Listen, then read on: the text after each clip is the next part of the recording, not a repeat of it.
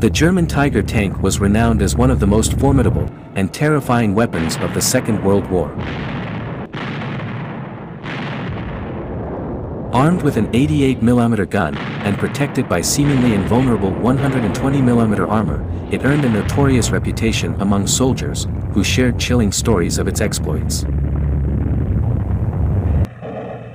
The Tiger tank was initially developed in response to the unexpected strength of the Soviet Union's armored forces, particularly the T-34 and KV-1 tanks, encountered during the first few months of Operation Barbarossa. However, according to recent research and detailed documentation, the project was also intended as a countermeasure against British heavy tanks and anti-tank guns during the Battle of France. The challenges posed by the Soviet tanks during Operation Barbarossa further accelerated the project's development. In September 1942, the first Tigers were deployed to confront the Red Army on the Eastern Front, near Leningrad. Barely 3 months later, they were pitted against the Allies, in the Tunisian desert, where the Tiger quickly gained a fearsome reputation. The Tiger saw action on all of Germany's battlefronts during the war. It was typically used in independent tank battalions, and proved to be a formidable opponent. Its thick armor astonished crews, who helplessly watched their shells bounce off the Tiger's hull and turret, leading to a sense of despair. Most Allied tanks, on the other hand, were vulnerable to the Tiger at 2,000 meters, but they had to come within a few hundred meters to have any chance of disabling the Tiger.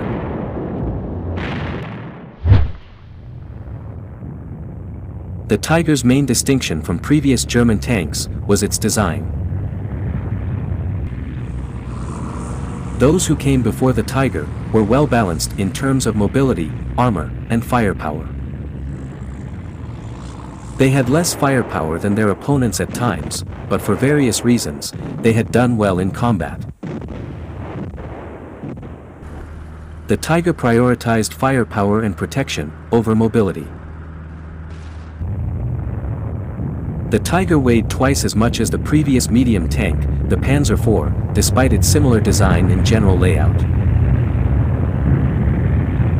This was due to the significantly thicker armor, the larger gun, and as a result, a larger fuel and ammunition tank, a larger engine, and a stronger transmission and suspension.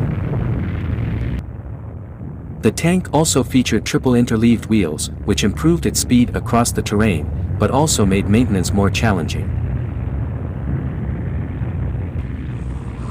Because of the physical resemblance, the Panzer IV was frequently confused with the Tigers. New and complex technologies had to be introduced due to the Tiger's large size, presenting a series of technical challenges for engineers that were not entirely resolved.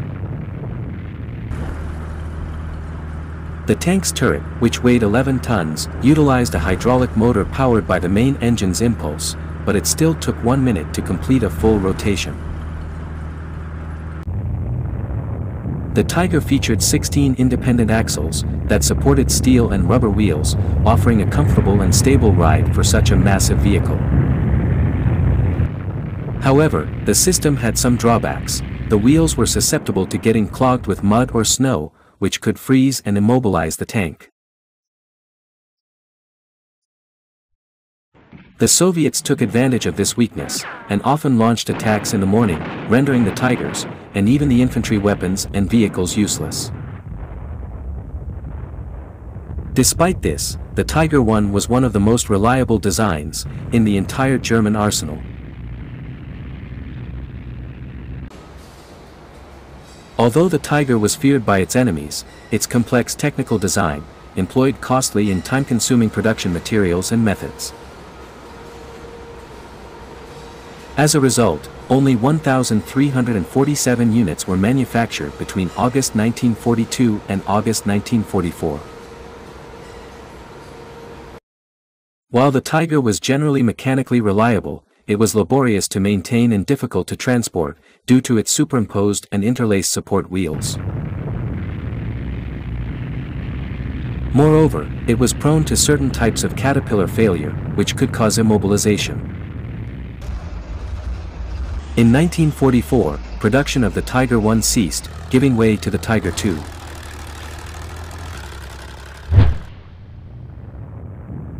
Compared to the latest models of the Panzer IV with 80mm front shield, the Tiger I boasted a front shield that was 100mm thick. The sides and rear had a thickness of 80mm, which was also significant. This thickness proved to be highly effective in stopping anti-tank shells of most World War II guns at normal combat range, particularly when fired from the opposite side. The upper armor was similar to that of modern tanks, with thicknesses of 25 or 40mm. However, the tank was more vulnerable on the flanks, and at closer distances. The tank had a vulnerability in its armor that the Soviets discovered and exploited. The radiators were susceptible to anti-tank rifle fire from the side and rear.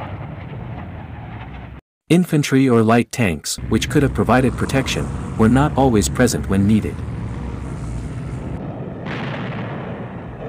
This left the Tiger vulnerable to fire on its weak spots, when it needed to move towards positions occupied by Russian infantry. As a result, the tank faced significant difficulties. The Tiger I was the Germany's first tank to be equipped with the 88mm cannon, which had previously demonstrated its effectiveness against both aerial and ground targets, including tanks, bunkers and enemy positions. The Tiger mounted the KWK-36 L56 cannon, which, along with the 88mm KWK-43 L71 on the Tiger II, was one of the most effective and feared guns in World War II.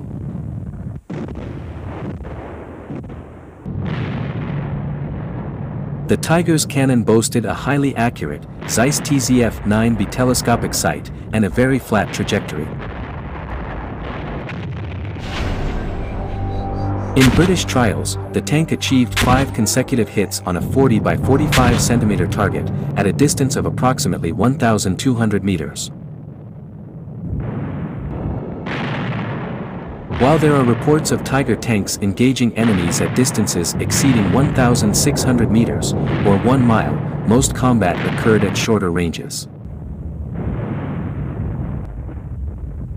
However, there are instances of the Tiger destroying one T-34 tank, at a record distance of 3,900 meters, though this was likely a lucky shot.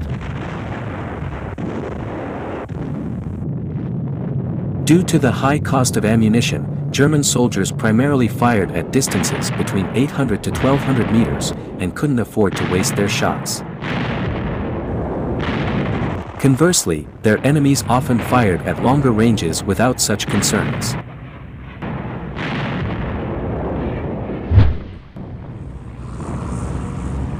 The Tiger was capable of destroying most of its opponents, including the T-34, Sherman, and Churchill, at distances exceeding 1.6 kilometers.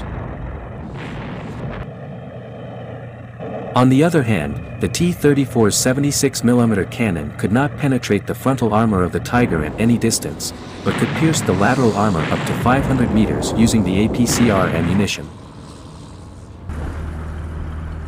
The M4 Sherman's 75mm gun was unable to penetrate the Tiger's frontal armor at any distance, and needed to be within 500 meters to penetrate the side armor.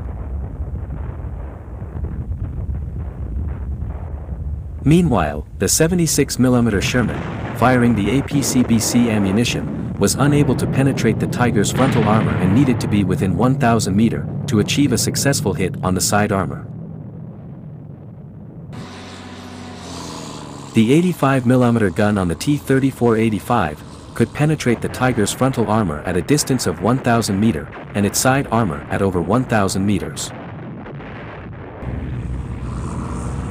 The British Sherman Firefly's 17-pounder cannon, firing APDS ammunition, was capable of destroying the German tank from distances exceeding 1,500 meters, although this type of ammunition was scarce. When distances between tanks shortened, the effectiveness of their cannons increased. The Tiger I's superior firepower enabled it to destroy enemy tanks from distances beyond the range of effective response. This provided a significant tactical advantage in open terrain.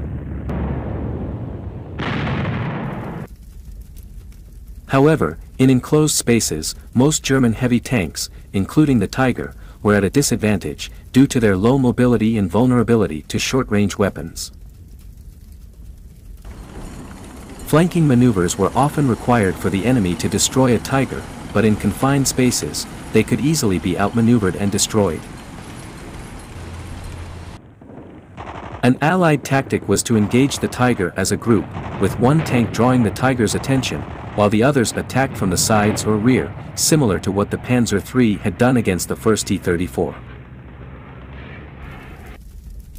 Since the ammunition and fuel were stored on the sides, a shot to the side of the tank often used to disable it. The American tank units depended on the assistance of close air support, artillery, and tank destroyers. The platoons consisting of 5 tanks were advised to split into 2 groups.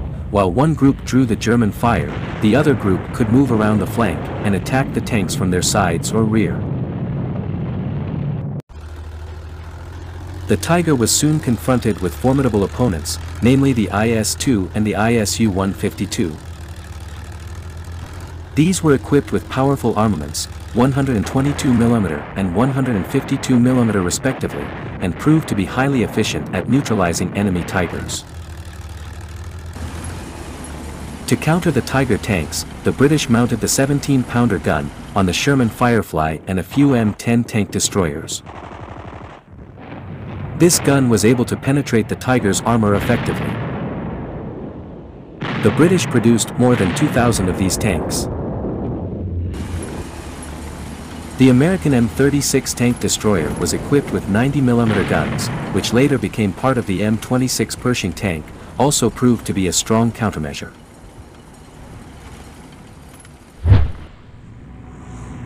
Despite being one of the most heavily armored tanks in World War II, and a challenging adversary for Allied tanks, the Tiger I's design was overly conservative and plagued by significant flaws. Its flat armor plates were less effective than the sloped armor of the T-34, resulting in a substantial weight increase to provide adequate protection. The tank's weight also put a strain on the suspension, while its intricate wheel system demanded extensive maintenance. Additionally, the advanced transmission system was prone to malfunction. The Tiger's exorbitant production cost was one of its most significant problems. While over 40,000 American Shermans and 80,000 Soviet T-34s were produced during World War II, only 1,350 Tiger I and 500 Tiger II were manufactured.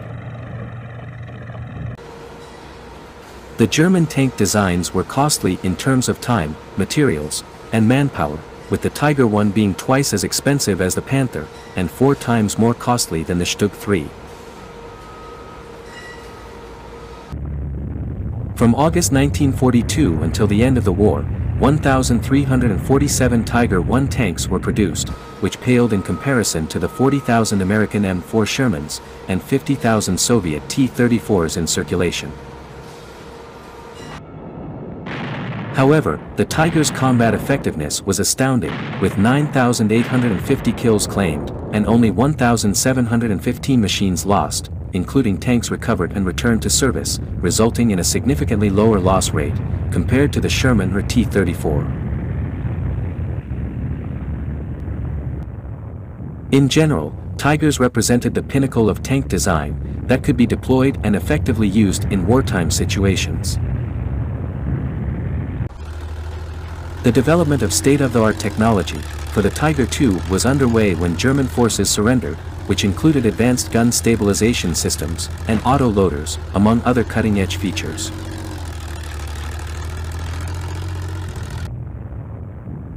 The Tiger is regarded as one of the most extraordinary weapons of World War II and has left an unparalleled impact on the Army, making it unlikely that any tank will ever achieve such a long-lasting influence.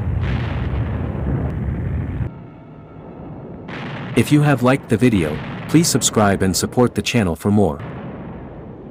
Many thanks for watching.